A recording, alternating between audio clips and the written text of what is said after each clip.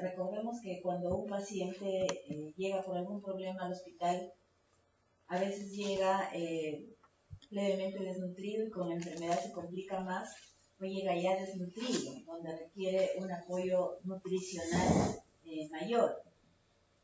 Siempre hay que tener como objetivo que un paciente bien nutrido va a responder también a los medicamentos adecuadamente, ¿no? Sobre todo si son antibióticos. Los antibióticos, los medicamentos muchas veces se unen a proteínas. Si un paciente no tiene adecuadamente su estado nutricional bien, no va a poder funcionar, por más antibiótico caro que pueda utilizar. Entonces, ¿cómo se relaciona la inmunonutrición? Bastante, ¿no? Cuando hay un paciente que está infectado, o se desnutre, o la desnutrición también conlleva una infección. Y este círculo vicioso, si no hacemos algo, ¿no?, va a repercutir en su sistema inmune. Se altera, comienza a fallar su sistema inmunológico y esto puede complicar la respuesta del paciente. Siguiente.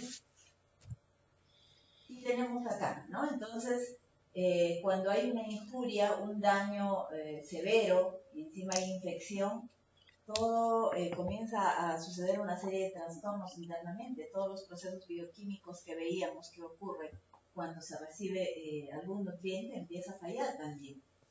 Va a haber hipermetabolismo, ¿no? Nuestro organismo comienza a degradar más que a anabolizar, que a formar. Luego disminuye el sistema inmune, ¿no?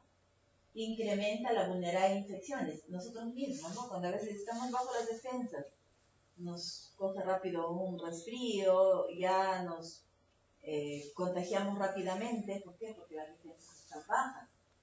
Hay falla multiorgánica, ¿no? Se complica todo y me puede llevar a la muerte. Entonces, nosotros con la terapia nutricional, ¿qué hacemos?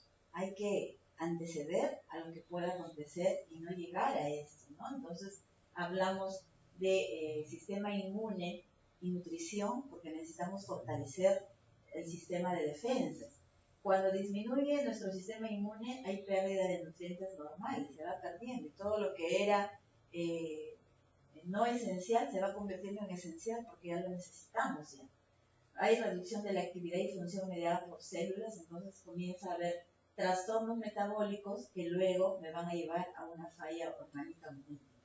Siguiente. Las estructuras que forman nuestro sistema de defensa, miren, ¿no? Los ganglios linfáticos, el timo, el vaso, los huesos, pero si nosotros no lo tenemos adecuadamente fortalecido, todo ello no nos va a ayudar. Entonces tenemos dos tipos de sistemas inmunes, ¿no? El inespecífico o el innato, el propio de nuestro organismo, y el adquirido o específico, que constituye la inmunidad humoral y la mediada por células. Siguiente. ¿Y qué es lo que yo busco con la inmunonutrición? ¿No? Mejor resultados clínicos. ¿Por qué? Porque necesito mejorar mi función inmune, la barrera, las barreras, diferentes barreras que yo tengo a nivel orgánico, disminuir la hiperinflamación, ¿no? Cuando hay inflamación se comienzan a liberar cantidad de mediadores que complican la situación del paciente, ¿no? Y por lo tanto, mejorar también mi sistema de salud. Siguiente. ¿Qué hago con el soporte nutricional enteral y parenteral? ¿No? Mejoro la inmunonutrición, la desnutrición. La desnutrición me conlleva a que mis defensas estén deprimidas, bajas. Por lo tanto, al yo brindar soporte nutricional enteral o parenteral, yo voy a mejorar este estado. Para ello hay que seleccionar los nutrientes, la vía de administración, para mejorar la respuesta inmune. Todo depende del sistema inmune. Si eso falla, las demás funciones de mi organismo también no van a responder adecuadamente. Siguiente. La composición de la dieta puede condicionar la respuesta metabólica e inflamatoria a las agresiones. Nosotros mismos, ¿no? ¿Qué es lo que comemos? ¿Qué es lo que está ingresando a nuestro organismo? Dependerá del tipo de dieta. Con la nutrición parenteral, ¿qué buscamos? Nutrir es solo administrar calorías, proteínas, oligoelementos, vitaminas para mantener la función del organismo. Eso es lo único que yo busco. ¿no? Entonces, la nutrición parenteral es una mezcla compleja de nutrientes, de macro y micronutrientes. Entonces, lo que debemos buscar es modular una dieta adecuada para cada proceso patológico. Todas las enfermedades no son iguales, todos los pacientes no son iguales, por lo tanto, lo que buscamos, incluso ahora ya existen también los alimentos con una función especial para un órgano, ¿no? Pues igual es en terapia nutricional. Imagínense para nosotros aparentemente normal es un paciente que está enfermo, tiene más dificultades, más debilidades todavía. Siguiente. Entonces hablamos de lo que es un inmunonutriente, ¿no? Inmunonutriente, tanto por vía enteral o parenteral, necesitamos que estos elementos, miren, puedan coadyuvar a la terapia específica del problema de salud del paciente. Un inmunonutriente, sea administrado por cualquier vía, es una sustancia que a diferencia de un nutriente convencional va a mejorar mi sistema inmune. Mejorando mi sistema inmune, las respuestas a las agresiones van a ser mejor también. Siguiente. Y uno de ellos es la glutamina, ¿no? Y justo acá lo tenemos, es el hiperactiven comercialmente, por lo menos en el Perú, 1 o 2 nada más hay en el mercado, que son, la glutamina es un aminoácido, ¿no? Pero no se encuentra dentro de la preparación de la nutrición parenteral porque es inestable. Es un aminoácido no esencial que está distribuido en todo el organismo, pero cuando hay un problema agresivo, estrés, lo primero que se pierde es esto, ¿no? Entonces la glutamina sirve para alimentar al enterocito, todo el intestino, pero cuando hay un trauma, ¿no? Y más si es a nivel abdominal, esta glutamina ya no se convierte en semiesencial, sino en esencial, porque yo necesito. Entonces hay que aportarlo, ¿no? Por alguna vía. Se sintetiza en el músculo esquelético, ¿no? Semiesencial en determinados procesos, pero en otros ya se convierte en esencial. Siguiente. Existen estudios, ¿no? Existen diferentes estudios, miren, tiene como sustrato para la formación de arginina, o sea, teniendo glutamina yo voy a tener arginina, internamente eso va produciéndose en el organismo. Me sirve para los enterocitos, para las células de división rápida, linfocitos y macrófagos. Entonces, si no hay glutamina, todo esto está desprotegido, no se está dando. Entonces, yo necesito aportar, que normalmente yo lo tengo en mi organismo, todos lo tenemos, pero cuando hay una agresión, algún trauma, esto se pierde. Lo primero que fuga es la glutamina y necesitamos aportarla. En intervenciones quirúrgicas, en el post, en quemados, en infecciones, en traumatismos graves, en pancreatitis, ¿no? La disminución de la glutamina intracelular se da muy grande a nivel muscular. Entonces necesitamos aportar glutamina, tanto por vía parenteral o enteral, en el caso que el paciente lo requiere. Siguiente. Estudios. Existen muchos estudios, ¿no? Cuando llevaba la especialidad hacíamos revisión todo lo que era glutamina, ¿no? Y glutamina enteral o parenteral, a veces los comparaban, ¿no? ¿Cuál es mejor? Y habíamos visto, ¿no? Ayer, depende de la situación clínica del paciente, depende que se haga un diagnóstico adecuado de los accesos, de lo que necesite. Entonces, habían muchas controversias, si es efectivo o no es efectivo, de pronto me disminuye la morbilidad, más no la mortalidad, ¿no? Depende del número de días que yo esté usando. Entonces, es relativo para yo decir de pronto que no sea efectivo. Sí, incluso algunos estudios decían, la glutamina sí es efectiva, pero la de vía parenteral. La enteral como que se pierde al ingresar, entonces no actúa donde yo necesito. Y otros, dependiendo de, porque hay múltiples patologías y dependiendo para qué sea, yo voy a obtener un buen resultado. Disminuye los efectos adversos de enterocolitis cuando inducen experimentalmente para un estudio, sí se ha demostrado. Y a veces saben que no podemos extrapolar el estudio en animales y en humanos. Las respuestas muchas veces son diferentes, no son las esperadas. Preserva la mucosa intestinal durante la nutrición parenteral, ¿no? Acuérdense, si yo voy a dar nutrición parenteral exclusiva porque el tracto gastrointestinal no funciona, esto me ayuda. También va a ingresar a poder alimentar a la mucosa intestinal. Restablece la inmunoglobulina A, previene la atrofia de la mucosa intestinal por lo tanto está actuando para una función específica de inmunonutrición. Por eso la glutamina es uno de los aminoácidos de los productos utilizados para este tipo de problema. Siguiente. ¿Y a qué nivel? ¿No? Actúa a nivel de tracto gastrointestinal, principal recurso energético para el enterocito, soporte de biosíntesis de nucleótidos, puede proteger las células endoteliales, a nivel de riñón regula la reacción ácido-base, el metabolismo de amoníaco también facilita, a nivel de músculo aumenta la síntesis de proteínas, y en la función inmune, que es lo que nosotros vemos y queremos, ¿no?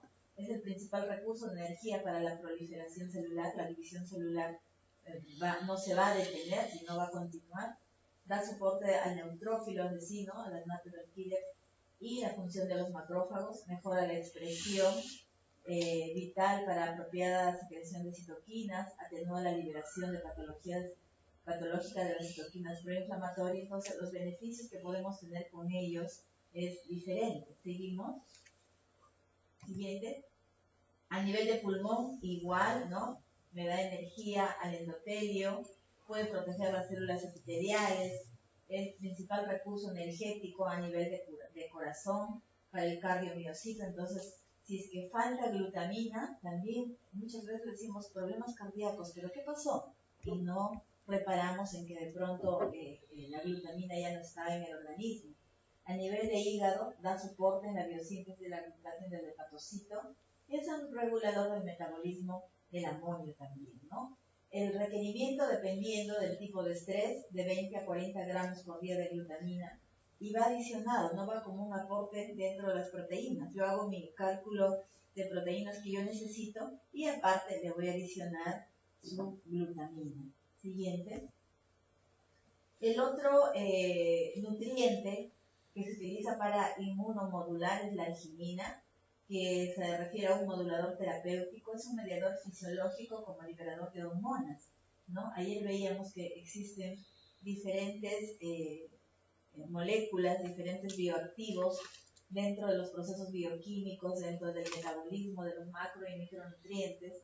Estos son esenciales en las fases de crecimiento, es insulinogénico, acelera la cicatrización de heridas, ¿no? Hay fórmulas enterales, por ejemplo, que también hay parenterales cuando hay pacientes que no pueden cicatrizar heridas, se añade la arginina y eso disminuye el tiempo y por tanto disminuye la estancia hospitalaria. Potencia la inmunidad mediada por células, es un promotor de la síntesis de ADN, y el óxido nítrico, que es un inhibidor de la agregación plaquetaria, también ayuda a la regulación de la termogénesis, acción vasodilatadora, y también como agente citotóxico y citostático para diversos gérmenes, ¿no? Entonces, pacientes que están con cáncer, que ahora también el cáncer está muy en boga a todo nivel, ¿no? Ya no solamente estómago, mamas, ovarios, sino ya está a nivel de piel, de hígado, de pulmón, de colon. Siguiente. Los ácidos grasos omega 3, ¿no? Ahí tenemos unos lípidos, esos lípidos tienen, buenos días, los lípidos tienen omega 3, que se inició, miren, para niños, ¿no? Justo la presentación fue para niños, pero con el tiempo y dándose, revisando todos las funciones y los resultados que pueden darse, ahora se utiliza para adultos también. El Smoothie Quick, el Omega Ben, ¿no? Entonces las empresas han ido también mejorando las presentaciones, ¿no? Antes no teníamos en el mercado, solamente triglicéridos de cadena larga o media, pero ahora ya son fórmulas estructurales que se han agregado los omega 3, porque se han demostrado, miren todas las ventajas, ¿no? Como regulador biológico, estructura. Ustedes saben que las membranas celulares están constituidas por lípidos, aminoácidos, y esos lípidos tienen que mantenerse intactas. Altera la fluidez de la membrana celular, aumenta la microperfusión, se utiliza en el metabolismo eicosanoide, producción de citoquinas y también a nivel de genes, ¿no? Ahora ya hablamos también de la nutrigenética, de la nutrigenómica, entonces la terapia nutricional igual tiene que ir de la mano con toda la actualización que nosotros estamos dando. Los omega 6 son precursores de prostaglandinas, por eso son más proinflamatorios que el omega 3, ¿no? Por eso no es ahí lo que se enriquece es con omega 3. Siguiente. Y tenemos la cascada, ¿no? Como de dónde derivan y al final a qué ácido es lo que yo estoy desencadenando. Siguiente. Tenemos las composiciones. Miren la composición de omega 3. El simple, que es triglicérido de cadena media y larga, tiene 4.5. Esa fue la que salió inicialmente, pero luego salió el SMOF, que es el más enriquecido, con 15.5. Y el omega D no lo tenemos en el mercado aún, con 37.3, ¿no? Entonces, las concentraciones tienen que estar adecuadas para yo mejorar y no complicar. Siguiente. Existen estudios también en relación a los omega, ¿no? Si en pacientes críticos funciona, si en pacientes quemados, si en pacientes de pronto con algún trauma abdominal cerrado. O sea, los estudios hay que ir leyendo siempre y hay que ir viendo qué cantidad de pacientes fue el que obtuvo mejor o mal resultado, porque a veces dicen, bueno, al utilizar en 2 pacientes el resultado no funcionó, fueron 2 pacientes. Hay que ver en qué casos, ¿no? Entonces, ya cuando interpretamos esos estudios, son bastante importantes también. Otro de los productos que utilizamos como inmunonutrientes son los nucleótidos, que lo ideal es tenerlos de manera individualizada, como los oligoelementos, para que en el caso que yo necesite, pueda utilizarlos de acuerdo a cada paciente. Facilitan la instauración de las bifidobacterias en el tracto intestinal y constituyen un estímulo trófico de la mucosa digestiva. Favorece la absorción y síntesis hepática, ¿no? Y son los diferentes adenina, guanina, citosina, uracilo, ¿no? Para que yo pueda utilizarlo. Esto en las fórmulas enterales sí existen, ¿no? Sí están presentes, pero en las fórmulas parenterales habría, en el caso que se necesite, adicionar, así como hacemos las vitaminas que son los antioxidantes, enriquecemos con más cantidad, tiene que ser igual. Siguiente. Son esenciales para la síntesis justo, miren, ¿no? De ARN, ADN, compuestos transportadores de energía. El rechazo de injertos y de la enfermedad del huésped frente a un injerto se suprimen con una dieta sin nucleótidos. O sea, un paciente que recibe un trasplante y tiene carencia de nucleótidos, el rechazo va a ser más rápido, ¿no? Y de pronto cuando a veces dicen, al paciente hizo rechazo a este órgano que fue trasplantado, no estamos dándonos cuenta que de pronto está su sistema inmune depletado, ¿no? Sus nucleótidos de repente están carentes y por lo tanto está teniendo ese tipo de respuesta. En la vía enteral tenemos como Immunex, ¿no? Hay que añadir a la dieta ARN al 0,25% para prevenir la inmunodepresión y no proporcionan nucleótidos. Si no proporcionan nucleótidos, suprime la producción de interleucina 2, ¿no? Entonces, tenemos que ver la composición, el tipo de patología que pueda requerir este tipo de sustancia. Siguiente. También tenemos antioxidantes, ¿no? Cuando comenzaba a revisar antioxidantes que usamos, nosotros decimos el jugo de naranja, todos los cítricos que ayudan, pero si comparamos la cantidad de un inyectable que me puede servir como vitamina C y los alimentos que igual tenemos que consumirlos, pero necesito grandes volúmenes, grandes cantidades para yo llegar a una composición de un producto farmacéutico. Otro de los productos es el selenio.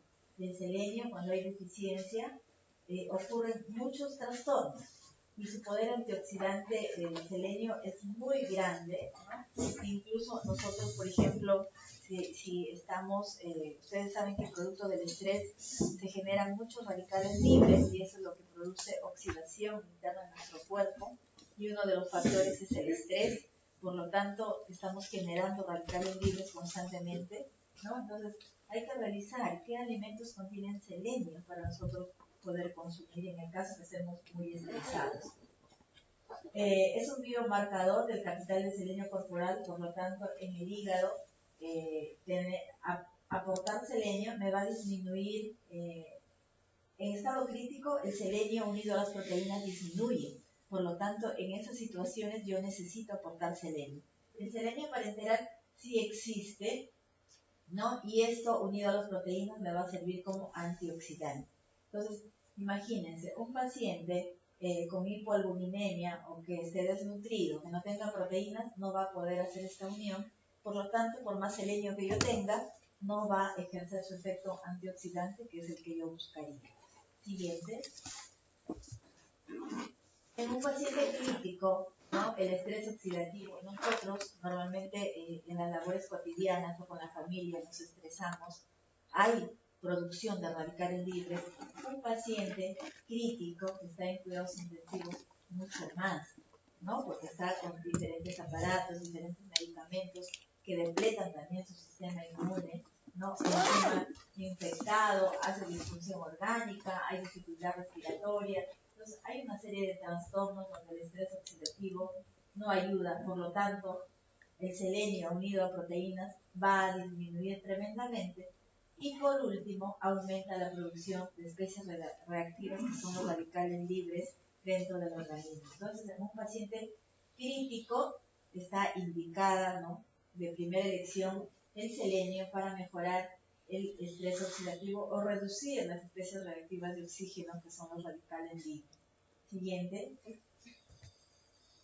Los métodos para mejorar la resistencia entonces del huésped a la infección: evitar sobrealimentar. Ayer veíamos que no, por el hecho de no haber recibido alimentación en 5 días, yo le tengo que aportar todo lo que necesita para contrarrestar lo no recibido en días anteriores. Hay que evitar sobrealimentar. El azúcar es el peor enemigo en el organismo, sobre todo si un paciente está hospitalizado, si está séptico, hay que hacer un control. Hay que preferir la nutrición enteral si el paciente lo necesita, ¿no? Ayer le decía, si al colega, al doctor, le ponemos un catéter venoso central y le decimos que vaya a correr toda la vuelta y le ponemos nutrición parenteral, se va a complicar, se va a infectar, se le va a salir el catéter, pero la nutrición le hizo mal, o el catéter no, simplemente se escogió al paciente inadecuado. Él no requería, y no habría que abusar, por eso acá también hablamos de uso racional de lo que es terapia nutricional. ¿Requiere que le pongan ahorita una sonda nasogástrica para darle nutrición enteral? Tampoco, ¿no? De repente decimos, sí, hay que colocarle la sonda nutrición enteral y que se vaya a caminar hasta Huanchaco. Se le va a salir la sonda, le va a dar el sol, se va a complicar, la nutrición es mala, enteral tampoco, simplemente no se escoge al paciente adecuadamente. Hay que hacer un inicio temprano más que tardío. Ni bien vemos que el paciente no puede comer, no tiene funcionando su intestino, hay que aportarle nutrición para evitar que se complique con el tiempo, ¿no? A veces esperamos, y antes ocurría, antes decía, nutrición parenteral, vamos dándole a ese paciente. No, hay que insistir, enteral, se complicaba porque todo botaba por la fístula, recién parenteral, y el paciente ya más complicado, ¿no? Entonces, esos protocolos de selección al paciente, el tipo de formulación, tiene que estar lo más acertada posible. Brindar función inmunomoduladora, ¿no? Ya hemos visto que esto me ayuda a mantener las defensas del huésped, y todo paciente con defensas bajas, o desnutrido, o en riesgo de desnutrición, no va a responder a ningún tratamiento. Mantiene la barrera intestinal y optimiza la respuesta inmune. Siguiente. Existen entonces diferentes nutrientes, ¿no? Hay que ver en qué momento se van a utilizar también, ¿no? Arginina, vitamina, zinc también está considerado como un inmunonutriente. De pronto en quemados, que es donde hay grandes pérdidas de zinc, hay que aportarle. Los antioxidantes, ¿no? Vitamina E, C, que no deben faltar, pero en situaciones patológicas hay que incrementar estos productos. Los aminoácidos concentrados, los probióticos, ahora ya hablamos de probióticos, ¿no? Existen los yogures enriquecidos con bifidobacterias, entonces hacen bien, pero lo malo es que le añaden el azúcar, ¿no? Entonces, lo bueno como nutriente, pero lo otro como saborizante, como aditivo, ya lo complican. Ya. Siguiente. Y dentro de las consideraciones generales, pues que es la primera parte, ¿no? Es mejor temprano que tardío. Bueno, esto es un poco de lo anterior, me parece.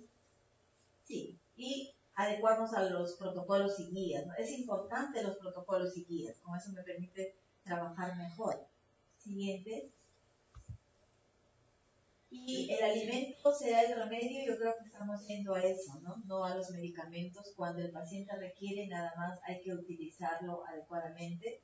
La enfermedad puede ser prevenida, sí, puede ser mitigada y tratada, ¿no? Entonces, yo soy de la idea siempre prevenir antes que tratar, ¿no? Porque ya tratar demanda más costos y también tiene otro tipo de esquemas.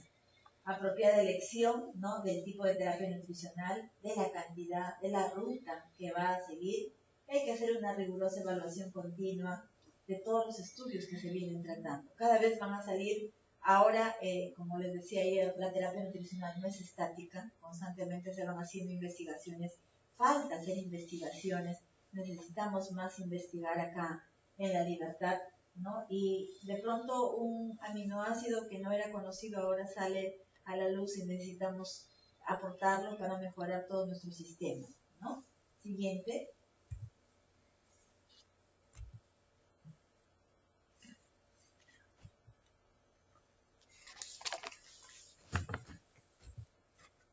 Creo que ahí terminaba. Sí, ahí terminaba. ¿Alguna pregunta? Con mucho gusto. Y si no, vamos a pasar al otro módulo. Doctora, hay una preguntita. La glutamina es, digamos, se puede decir, un precursor de la arginina. Sí. Gracias a la glutamina yo voy a sintetizar arginina. Por eso es que no es esencial, porque la arginina yo lo tengo también. O sea, de la glutamina se va formando arginina. Entonces, en mi organismo yo no lo considero como que lo voy a aportar, porque o sea, tengo glutamina. Si la alimentamos glutamina, ya nos preocupamos por la arginina. Claro. Pero cuando hay depresión, por ejemplo, no tengo glutamina ni tengo arginina, ¿no? Entonces ahí estoy teniendo depresión de los dos. Entonces, la glutamina yo lo necesito también no solo para generar arginina, sino para otras funciones.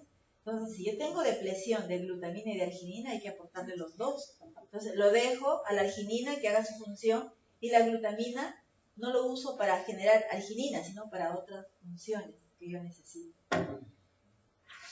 Bueno, el siguiente tema es interacción fármaco-nutriente, tanto enteral y parenteral, ¿no? Por eso es que traía algunas fórmulas enterales para que ustedes conozcan hacia dónde vamos a apuntar con las interacciones.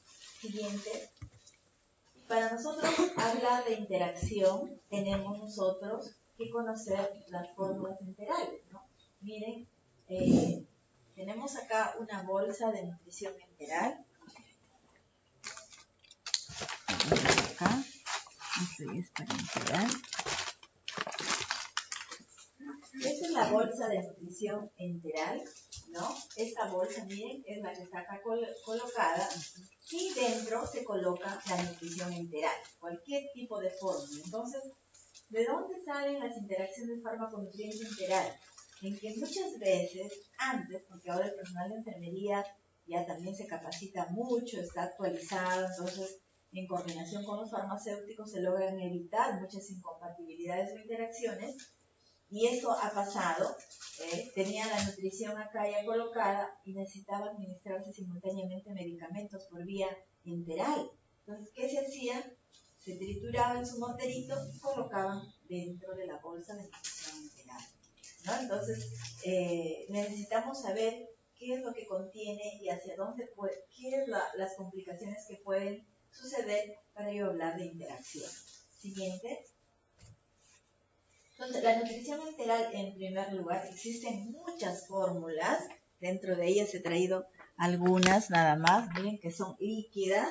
Estas vienen igual que la nutrición parenteral, pero para un acceso enteral. Acá vienen macro, micronutrientes, electrolitos, toda la composición que mi organismo necesita recibir, porque yo no puedo hacerlo por vía oral, ¿no? Nosotros sí podemos comer, recibir por vía oral de forma normal, pero estos pacientes que van a recibir la nutrición enteral, algunos no lo pueden tomar y por lo tanto necesitan colocarse un acceso enteral.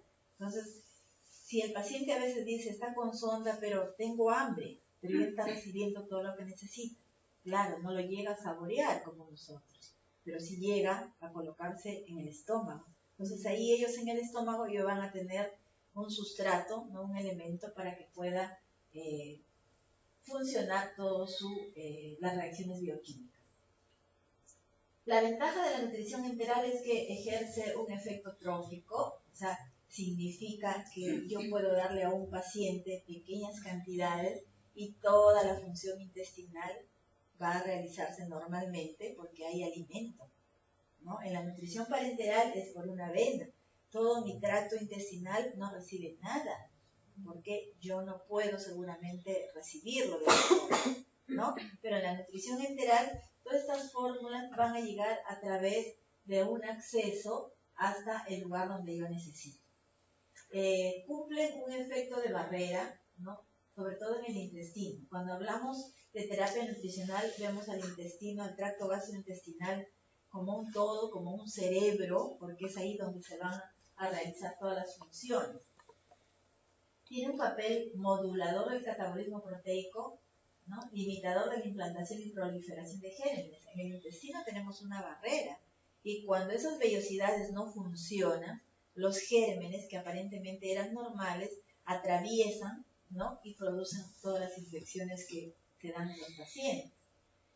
Y un efecto inmunológico. Aporte al intestino de nutrientes específicos. Es más fisiológico porque ingresa como si fuera un alimento. Claro, no ingresa por la boca, pero llega al estómago porque ahí es el primer acceso. Mantiene el patrón de la motilidad y mejor utilización de las sustancias nutritivas. Reduce la incidencia de hemorragias digestivas y neutraliza el ácido también, y es menos costosa y más fácil de ser administrada. Yo con una nutrición enteral necesito la sonda, necesito la bolsa y los nutrientes, y eso es menos costoso que si yo voy a utilizar una nutrición parenteral. Pero ya habíamos dicho que no tienen punto de comparación. Si un paciente no puede, no se le puede colocar una sonda, no puede recibir un alimento a través de esa sonda, yo tengo que colocar una nutrición parenteral. Por eso es que no se compara. Siguiente.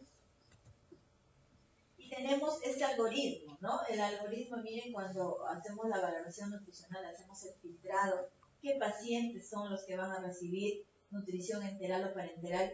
Yo necesito confirmar cómo está su tracto gastrointestinal. Es lo primero que tengo que ver. Si funciona o no funciona. Si funciona, yo no utilizo nutrición parenteral. Tengo que utilizar su tracto gastrointestinal, ¿no? Ahora, si no funciona, me voy a la nutrición parenteral y acá yo tengo que ver, ¿va a ser a corto plazo o a largo plazo?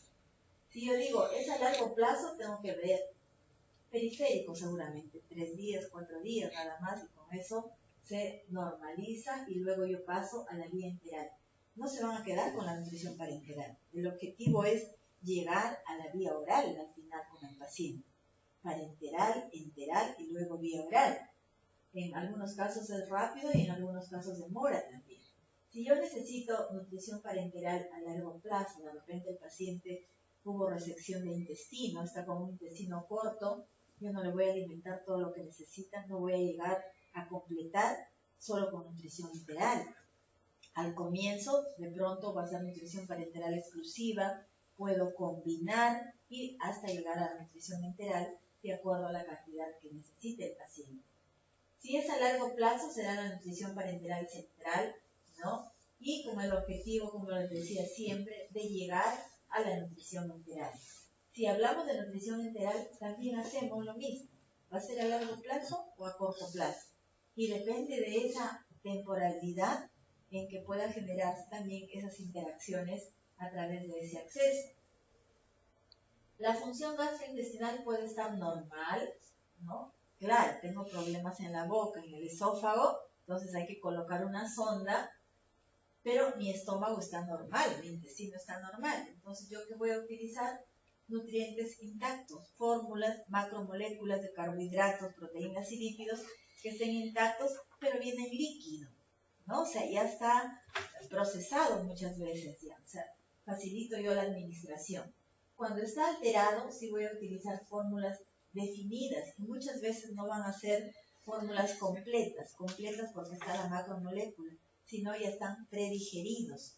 porque mi estómago no va a poder cumplir esa función. Hay que ver si hay tolerancia a los nutrientes, si es adecuada o no. De pronto se complica y paso a nutrición parenteral, ¿no? Entonces, en algunas situaciones, miren, se coloca la nutrición enteral y recibe medicamentos y hay interacciones. Y el paciente comienza a tener diarrea y le echa la culpa a la nutrición enteral. Y no, la nutrición enteral estuvo vencida, no se lavaron la mano, estuvo mal, algo le pasó, pero no reparan en que esa interacción pudo generar esa diarrea. Suspenden la nutrición enteral, dejan de darle y el paciente va complicándose su estado nutricional. Siguiente. Entonces, para yo ver qué complicaciones me pueden dar estas interacciones, yo tengo que hablar de accesos enterales. Siguiente. Y de los accesos enterales yo tengo que ver a dónde van a ser colocados estos accesos. ¿Conocen algún acceso enteral? Las sondas nasogástricas. Pero esas sondas nasogástricas de PVC no se utilizan para nutrición enteral, ¿no? Esas tienen otro uso. Sin embargo, acá en el Perú, en La Libertad todavía sí se usa para nutrición enteral, lo que no debe ser, y vamos a ver ahora las complicaciones.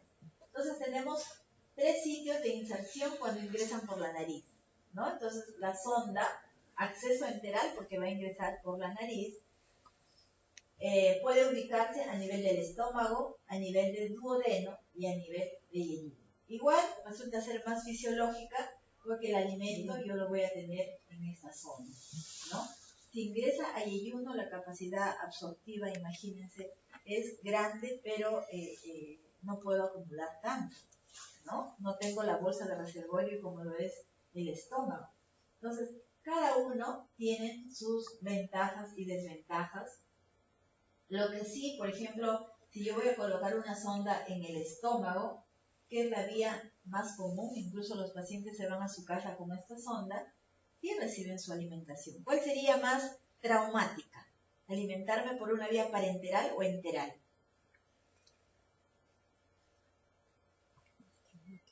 Parenteral, porque requiere más cuidado, ¿no?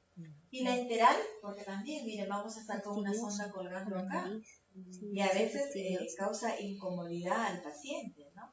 O a las mismas personas, le van a visitar al paciente, uy, dice, le ven con su sonda, ¿qué pasó? De repente por acá se está saliendo el intestino, se está saliendo, porque no conocen la gente, ¿no? Entonces hay que explicarle para qué sirve esa sonda, que el paciente sí está recibiendo alimentación y no se va a desnutrir.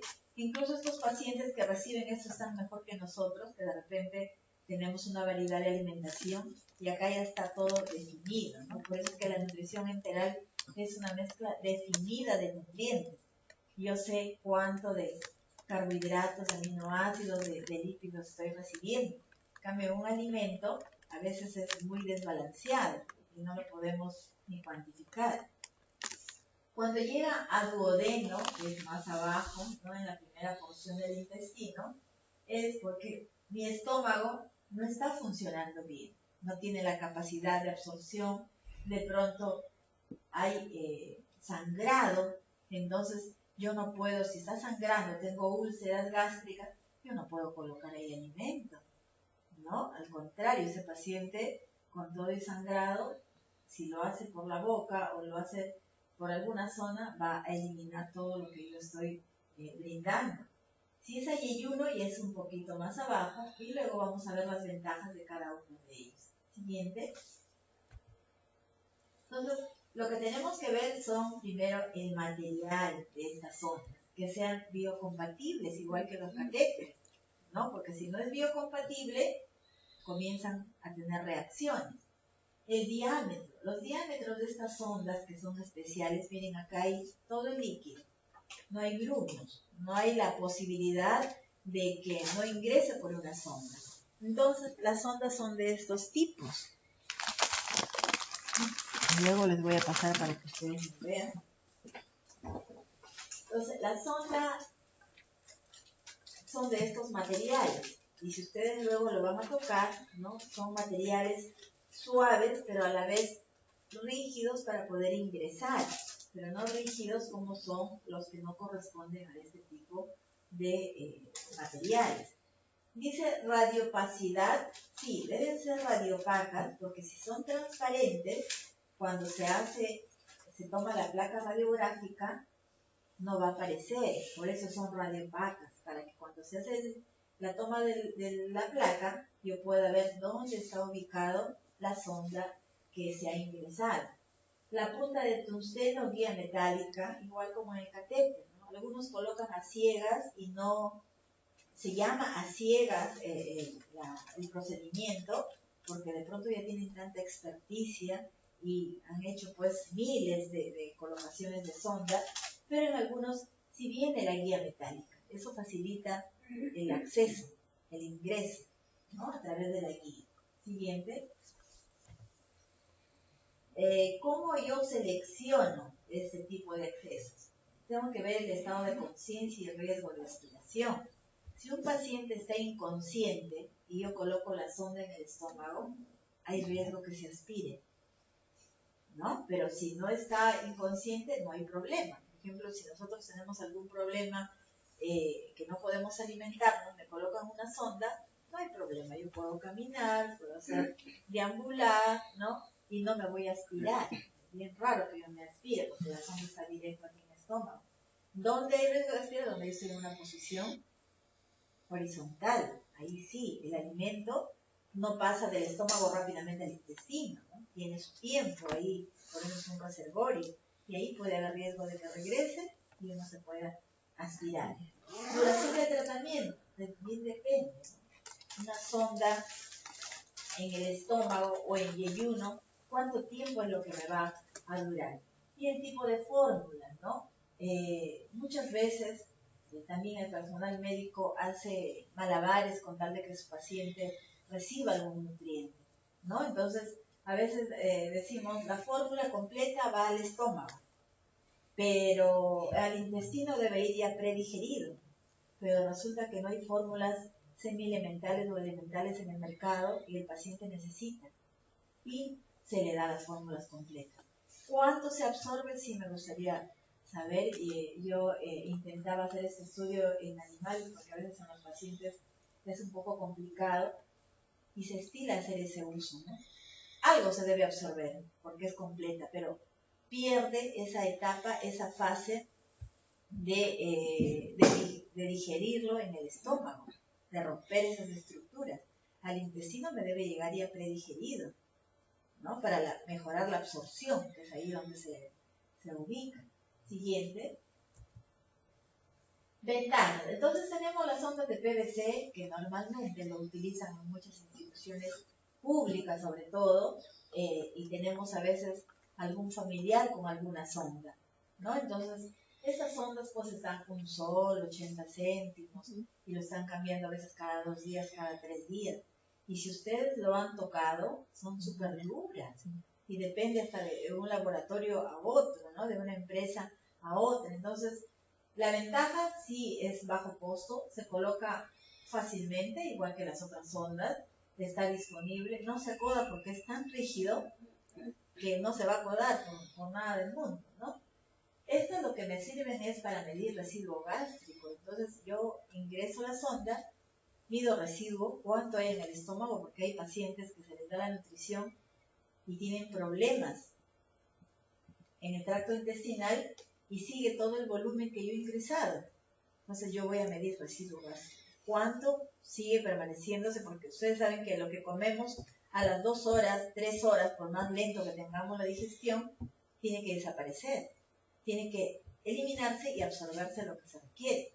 Pero en estos pacientes que tienen algún problema, todo lo que se administró permanece. Entonces, ¿me sirve para medir residuos? Sí, porque yo voy a ingresar, mido y luego retiro, ya no lo necesito. Estas son las sondas, miren las comunes que tenemos, existen de diferentes marcas, ¿no? No tienen incluso ninguna tapita acá en el caso de que yo voy a colocar luego alguna alimentación, porque no es para eso el uso, es para medir residuo y luego retirar. Son rígidas, pueden producir, lesionan la fosa nasal, lesionan, ¿no? Yo he podido ver a muchos pacientes que son colocados con este tipo de sonda porque son los que se utilizan y duele, a pesar que se coloca lidocaína, ¿no? Pero al ingresar, como son tan rígidos, por más delgado que sea la sonda, 14, porque también no le pueden poner más delgada porque muchas veces no reciben fórmulas enterales, sino los licuados. Y los licuados son los alimentos que licúan, que cuelan, y lo único que pasa muchas veces es agua y sal nada más, ¿no? ¿Cuánto de ese extracto está pasando? Porque se va a obstruir por la sonda. Si no, yo necesito ponerle una sonda número 18-20 para que pueda ingresar tal cual, pero pobre nariz, ¿no? Por eso es que dentro de las desventajas y las complicaciones, estas sondas producen sinusitis, esofagitis, laceraciones, heridas, y de ahí se infecta el paciente, ¿no? Y poca comodidad para el paciente porque como es un cuerpo extraño y que es grueso, le está incomodando y muchas veces no colabora el paciente. Siguiente. Las que sí entonces deben usarse si ustedes tienen algún familiar, algún conocido, vecino, que requiera, porque esa es una terapia que va a su casa el paciente. Y es una buena alternativa porque evita infectarse dentro del hospital, de la institución. Entonces, esto es una gran alternativa porque el paciente se va a su casa con su sonda y se va alimentando tranquilamente porque no requiere nada más. Y si requiere medicamentos, también se puede colocar ahí, pero no está expuesta. Y lo que debemos cuidar es eso. Tenemos las sondas de poliuretano. Miren, esta es la sonda, ¿no?, que se va a colocar. Y la desventaja es que son costosas, ¿sí? Pues está una sonda de 80 céntimos y a veces uno saca la cuenta, ¿no? Dice los pacientes, los familiares. A ver, 80 céntimos, ¿y cuánto tiempo va a estar? Un mes. Le van a cambiar cada 2 días. Sacan la cuenta en días, ¿no? Entonces, más o menos 15 cambios. Por un sol, 15 soles, dice. Y estas ondas están 80, 90 soles. Dice, me ahorro. Pero ¿y el pobre paciente que le estoy cambiando y sacando cada vez? ¿No? Entonces, no veamos tanto por el costo de la sonda, sino por la complicación que puedo presentar también. Imagínense, estar colocando, sacando, cambiando nuevamente, y de pronto no se colocó bien, se acoda acá y el paciente se puede ahogar. O sea, hay una serie de complicaciones. Se pueden acodar con facilidad porque son blandas, son suaves, ustedes lo van a ver. Pueden colapsar con la aspiración, sí, ¿no? Porque el material justo amerita a ese tipo de sondas. Siguiente. La de silicona, que es el otro material también, ¿no? La silicona es blanca, entonces las ventajas es que duran, son confortables, son también biocompatibles, radiopacas para se tome la placa correspondiente. Algunos vienen con guía, otros sin guía, depende de la experticia, algunas enfermeras, porque eso lo coloca la enfermera, dice, no tiene guía y no lo voy a colocar, porque se acostumbraron con la guía, entonces hay que cambiar y pedir la sonda con guía. No dificultan la deglución, pero también son caras, ¿no? Son costosas, igual están en ese promedio. Se deterioran con el uso y se colapsan al aspirar también. Siguiente. Entonces, depende, acá están, miren las indicaciones para el cual yo voy a indicar nasogástrica, nasoduodenal, yeyunal, o gastrostomía y yeyunostomía. Luego les voy a pasar las ondas para que vayan viendo, pero la indicación, ¿no? Todas estas ondas deben tener el tracto gastrointestinal funcionando. Si no funcionan, yo no debo intentar siquiera colocar este tipo de sondas. La sonda nasogástrica, miren, y la gastrostomía van a tener el mismo riesgo, se pueden aspirar. La diferencia está en que gastrostomía, yo voy a colocar una sonda directamente al estómago y la nasogástrica ingresa por la nariz, pero llega igual al estómago, ¿no? La nasoduodenal, nasoyeyunal o yeyunostomía tienen el mismo objetivo. Evito riesgo de broncoaspiración, ¿no? Y llegan directamente a yeyuno, ya sea directamente accediendo de acá a yeyuno o a través del naso de la nariz hasta yeyuno también. Siguiente.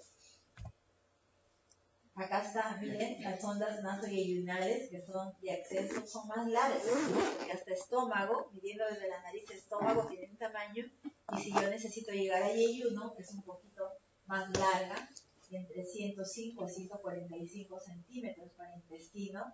Tienen doble puerto, ¿no? Porque a veces son para alimentar y la otra es para medicamentos. Y acá en este caso tiene uno solo, donde por ese mismo acceso tengo que colocar la nutrición y los medicamentos. Por eso es que hay riesgo de que se puedan generar a veces interacciones o incompatibilidades. Siguiente. La gastrostomía, como les dije, miren, esta es la sondita que va directo al estómago. Es un procedimiento quirúrgico, no solamente se coloca así directamente, ¿no? Es un procedimiento, es una intervención endoscópica que se hace y acá tenemos esta sonda, ¿no? Eso es lo que ingresa con este disco que queda afuera y la parte exterior, bueno, acá sí tiene hasta 3 vías porque uno es para inflar el globito que va a quedar acá adentro. Miren este globito, es lo que queda pegado ahí, ¿no? Y esto queda al borde, el disco, y externamente queda la sonda que ya lo vemos acá arriba, ¿no? Molestia nasal, yo no voy a tener ahí porque no va nada por la nariz. El estómago es un órgano de reservorio regulador que me permite a mí todo esto colocarlo directamente al estómago. El paciente, como ustedes ven, la sonda es pequeña, se cierra el colo y puede andar y nadie sabe que tiene su gastrostomía. Incluso hay otros que son botoncitos nada más. Siguiente, por favor, creo que no lo está. No está. Es un botoncito que toda esta sonda se recorta acá. Entonces, todo lo que ingresa en la parte externa solamente sale este pedacito. Y me facilita a mí la alimentación y el trauma, ¿no? Porque a veces el ver colgado algo externo de nuestro cuerpo no es normal, no es cotidiano. Yo creo que ninguno de nosotros lo tenemos, pero bastaría a veces ver a una persona para ponernos en su lugar y en realidad apoyar psicológicamente y emocionalmente esos casos. Siguiente. Y tenemos acá un resumen, ¿no? Si la sonda, la nutrición, necesitamos que dure menos de 6 semanas, ¿qué utilizamos? La sonda nasogástrica, ¿no? Riesgo de aspiración, si es que no la hay, pero si es que hay riesgo de aspiración, yo ya no voy a utilizar una sonda colocada en el estómago, sino voy a utilizar una sonda que vaya más abajo, duodeno o yeyuno. Luego, si me va a durar más de 6 semanas, yo ya no utilizo ninguna de estas sondas, sino directamente la que habíamos visto, la gastrostomía o la yeyunostomía, que me dura meses, 4, 5, 6 meses, no me puede durar sin necesidad de recambio y ese paciente se alimenta normalmente por esa vía. Siguiente. En la administración de la nutrición enteral es donde se producen las interacciones. ¿De qué cosa? De esta bolsa, el nutriente y los medicamentos. A veces, si un paciente solamente va a recibir nutrición enteral, no hay problema, todo va bien. Pero muchas veces estos pacientes se infectan, son hipertensos, son diabéticos, tienen dislipidemia y necesitan recibir medicamentos simultáneamente, ¿no? Entonces yo voy colocando la nutrición enteral en cada 6 horas, cada 4 horas, y el medicamento también está espaciado, la posología en ese tiempo. Entonces, en algún momento se van a encontrar, ¿no? Entonces, miren acá la enfermera, que es quien hace la administración, pero en casa lo tenemos que hacer cualquiera de nosotros que es familia del paciente. Entonces, se le explica cómo es que se hace la trituración, cómo es que va a cargar, cómo es que va a administrar, porque imagínense, pagar a una enfermera solo para venir a administrar los medicamentos, yo creo que a nadie nos va a convenir y uno lo tiene que aprender. La administración puede ser en bolos, a veces no hay la bomba, no hay la bolsa, hay que administrar esa nutrición enteral en jeringa, eso es en bolos. Y si hay la bomba y hay la bolsa, ya lo haremos en infusión continua, intermitente, ¿no? Todo el tiempo que requiera el paciente. Entonces tenemos esos riesgos que pueden conllevar a que de repente uno dice, uy, tengo la nutrición, pero ahorita le toca su medicamento, de pronto fenitoína. Ah, voy a cargarlo. Aprovecho acá, coloco el nutriente, coloco el medicamento y de una vez envío todo, ¿no? Entonces, ahí hay un riesgo porque hay interacciones que luego vamos a ver y que no deben ser administrados simultáneamente. Siguiente. Entonces, este eslogan siempre lo marcamos, lo difundimos para evitar el uso no racional de la nutrición parenteral, ¿no? Porque de pronto digo, ay, no, pero ahora no tengo nada que preparar, hay que ponerle nutrición parenteral. No, estamos llegando en la no racionalidad. Entonces, mientras el intestino funcione, o nosotros sabemos, el paciente es evaluado, y de pronto, no solamente el farmacéutico, ¿no? De repente el médico dice, mira, necesitamos llegar a un número de indicadores de la nutrición parenteral. Entonces nosotros, como ya sabemos, vemos, pero el intestino está funcionando. No hay razón para colocar la nutrición parenteral. Entonces también solicitamos que se use el tracto gastrointestinal, pero como dice acá, hay que usarlo bien, ¿no? No es solamente que ya esta funciona, hay que usarlo también adecuadamente. Siguiente.